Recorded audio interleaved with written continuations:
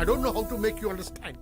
నువ్వు ఇక్కడ ప్రతిసారి 2 హృదయాలు కలుపుతుంటే నీకు వ్యతిరేకంగా 2 కుటుంబాలు తయారవుతున్నాయి. నువ్వు 100 మందికి పెళ్లి చేస్తే నీ వెనక 200 మంది మాత్రమే ఉండొచ్చు.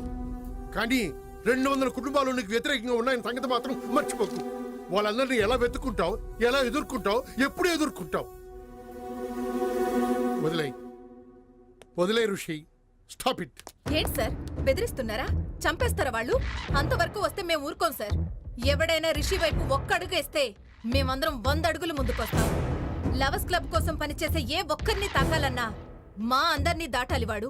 అమ్మ పాలు తాగిన ఎవడైనా ఉంటే అడుగు ముందుకేమేనండి సార్, చూసుకుందాం. అవును సార్, రిషి లేకపోతే లవర్స్ క్లబ్ లేదు, లవర్స్ క్లబ్ లేకపోతే మేము లేము. మా నాన్న ఎంపీ, వీళ్ళ నాన్న ఐజీ. అయినా కానీ వాళ్ళని ఎదిరించి పెళ్లి చేశాడు సార్ రిషి.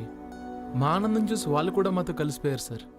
అలాగే ఇక్కడున్న ప్రతి ఒక్కరి పేరెంట్స్ ప్రేమ గొప్పతనం తెలుసుకుంటారు, అలాగే మాతో కలిసిపోతారు సార్.